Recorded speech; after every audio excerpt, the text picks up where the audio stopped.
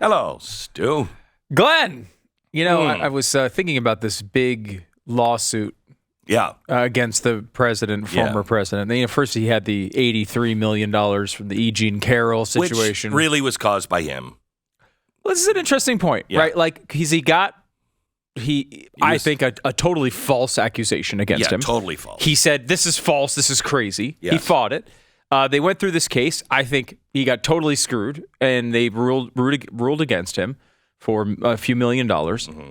And they said, basically, you can't go out and talk about this anymore. And he just did. Right? Like, he was like, I don't care what you say. Yeah. And you know what? Mm-hmm. You have that right to do that if that's what if that's what you want. But he knew what the price of that was. He knew the price would be high. Correct. And occasionally, even people have made the point that Donald Trump creates some of his own issues. Okay? Yes. But he also has what I like to call FU money. Yes, FU money, and he gets to do this, right? Money, exactly. Like, $85 million, it's worth it. She sucks. And sometimes people have pointed out that when he makes some of his own problems, he will still say he's the victim of persecution. He will kind of go to that. Say that's kind of the way he goes, and some have noticed this over time. But might I address this lawsuit that came down in this ruling in New York? $355 million. Yep. It'll cost him over $400 million when it's all said and done. By the way, ruling yesterday, the same Supreme Court justice said that he hasn't provided a good reason as to why he should delay the judgment from last week. So he said, "You failed to explain, much less justify, any basis for a stay. I'm confident that the appellate division will protect your appellate rights." So he's got to cough this up. Now, they're talking about this is so much money that he's going to have to put up probably real estate and sell some real estate to be able to pay for this, because you have to put that money into a bond. And then you have a bondholder holding it for you, and you have to pay them an additional fee. Right, and then hopefully you win the appeal and eventually don't have to pay it. But I mean, it'll still cost you about $50 million. It's still going to suck. Yeah, right. Yeah. But talking about whether he's the victim of political persecution, I believe this case it's actually provable.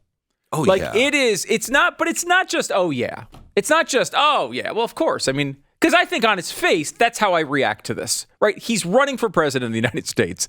They're trying to put him out of business, throw him in prison, take him off the ballots. I mean, it's so blatantly obvious just on its surface that that's how I translate it. The only thing he hasn't been hit with is, have some uranium pie. Right. Right. Right. I mean, the only thing is he's not been hit with an umbrella.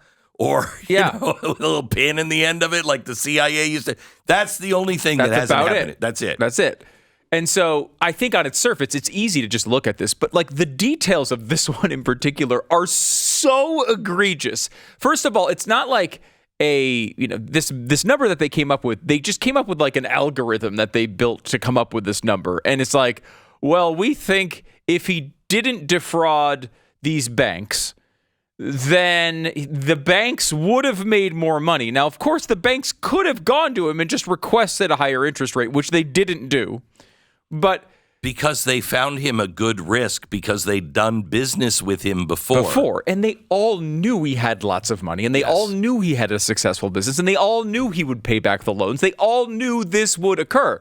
So they went down this road. Now, of course, their case in New York is, hey, you defrauded all these banks. You screwed all these banks out of money. So you have to pay $350 million to us. Right. The state of New York. Because the banks get none of it. The banks didn't file this. There was no complaint. None. Even if you'd think there was no complaint, if you're saying they were defrauded, you'd think they would get the money. But no. It goes directly to the state of New York, which is just another comical layer to this.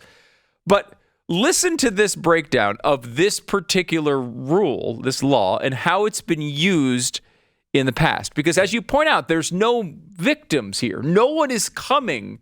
No bank is being, hey, by the way, he lied about this, and this didn't work out for us. In fact, the banks testified On his behalf. On his behalf, Yes. saying there's no victim. We knew this. We take that into account with everybody we loan. That's why we have a whole division that goes out and does the estimates for us. We know we're not stupid. Right. Right. So this law has been around for 70 years, okay? And there's multiple facets of this. There's the big fine, which is kind of the headline, but also the fact that they might take his business away. They're saying he can't run his business. They're saying his kids can't run the business anymore. They're trying to turn this essentially into a death penalty for this company. They are. So it is the only big business that was threatened with a shutdown without showing obvious victims or major losses in 70 years. The only one, okay? The AP went through 150 cases since New York's repeated fraud statute was passed in 1956, and it showed that nearly every previous time a company was taken away, victims and losses were key factors. You'd think, right? Customers lose money because they bought defective products or never received services ordered, leaving them cheated and angry. What's more, businesses were taken over almost always as a last resort to stop a fraud in progress to protect potential victims. So let's look back at this now, because there is one case where they tried to take a company, which is what they're threatening here with the Trump Trump Corporation. Do we have that? Hang on. Do we have that clip of the AG saying that they're going to take it? Here it is. Listen. 4 days after a judge ordered Donald Trump to pay $355 million for a decade of fraud, New York Attorney General Letitia James says she's prepared to do everything she can to make sure the former president pays his fine, including, she told us, seizing the buildings that bear his name. If he does not have funds to pay off the judgment, then we will seek, judgment enforcement mechanisms in court, and we will ask the judge to seize his assets. I love the drama. She's so dramatic. It's hilarious. I know. Think of that, though. You're doing business in New York. Oh, I'd get out of there. Get out of there. You got to get out of there. Get out of there. I mean, again. And honestly, if you live in New York, honestly, you have a house in New York, you're living in New York, you're just like, yeah, well, we don't want to give up on New York. Get the hell out of New York. And I know a lot of people that say, well, I can't because my whole family is here. Get out of New York. If they're doing this kind of stuff to him, there is no rule of law in New York. Okay, it's always been liberal, right? Right. But This is different. This is totally different. It's like the difference between the New York Times. We were talking about this the other day, where like the New York Times was always liberal, but then there was like, hey, this is an op-ed written by a U.S. senator, and the op-ed guy gets fired for just letting it be printed, right? Like the crazy people on the left, the AOCs have taken over places in the media and places like this in New York. This is what it is now. So there's been one case, one in the entire 70 years where they did this, where they shut down a company that had no obvious victims. The case was 1972, and it was a company, relatively small company, that was writing term papers for college students. Okay, so like I don't want to write my paper. I want to break out and God bless America. Capitalism is pretty impressive, but apparently this one didn't go over that well. Right, sure. And what they said was there's no obvious victims here because the people bought the term papers. They didn't want to write them. They got the term papers, but they said this was they were defrauding the education system, which they were. This is the one time. Yeah. And it's a small, tiny company. Let me give you the other times they've done this. Tell me if any of these sound like, hey, I got a good interest rate on a loan I paid back. Number one, a breast cancer nonprofit was shut down a dozen years ago for using nearly all its $9 million in donations to pay for directors' salaries, perks, and other expenses instead of funding free mammograms. Okay. Yeah, so they told everyone, donate money for free mammograms, and they just took all the money for themselves. Okay. That's number one. Number two, a private equity firm faking big investment success was closed down after stealing millions of dollars from thousands of investors. Okay. Like you can see. Yeah. That's a different. Got it. Yeah. Okay. But on both of those so far, you have hundreds of thousands of people, I'm sure they're all victims. They gave their money And they didn't get the thing they wanted. They didn't get the thing that they were promised. So you have all of these people going to the AG going, hey, there's a real problem here. This has got to stop. Yep. Got it. Not here. Not here. Another one. Mental health facility shuttered for looting $4 million from public funds while neglecting patients. Hey, kind of a big Pretty one. clear. Yeah. An auto lender that allegedly charged hidden, usurious interest rates got to stay in business last year if it paid a fine and didn't commit fraud in the future. So here's one they didn't shut down. They actually let them go on. They're going after Trump for all of this. But in this one, they're like, sure, they're hidden fees. Right. They're not telling you about them. Right. Okay. A judge refused to request to shut down a river rafting company in 2011 after a customer drowned and the attorney general showed it was repeatedly using unlicensed guides or none at all.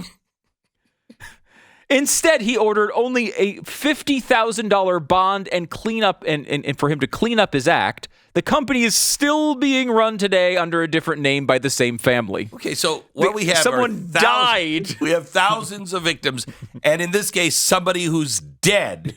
It's dead. Dead.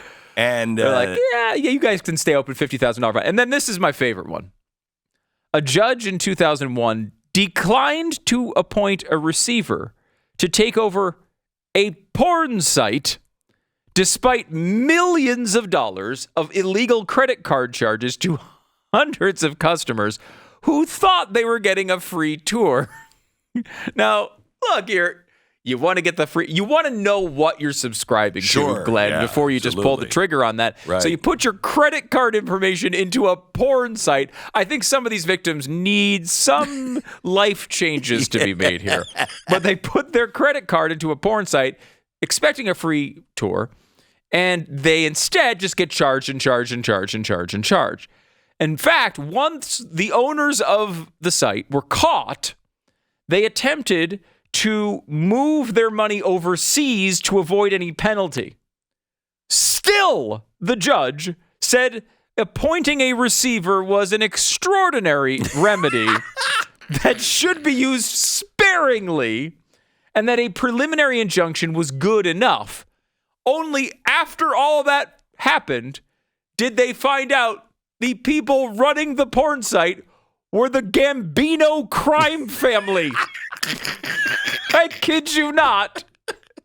The Gambino crime family. And they didn't go into receivership. No. So there you go. There you go. Think about that. I mean, it's so obvious what they're doing. Letitia James talked about it when she ran. Her goal was to take this one individual out. And the voters of New York said, good, go do it. And now she's doing it. Okay, if you have business in New York, if you are in New York, I'm just telling you, you got to do what you got to do. But there's no way I would keep my business in New York. There is no rule of law now. You know it on the streets, but there is no rule of law. If they can get away with this, they can do anything to you.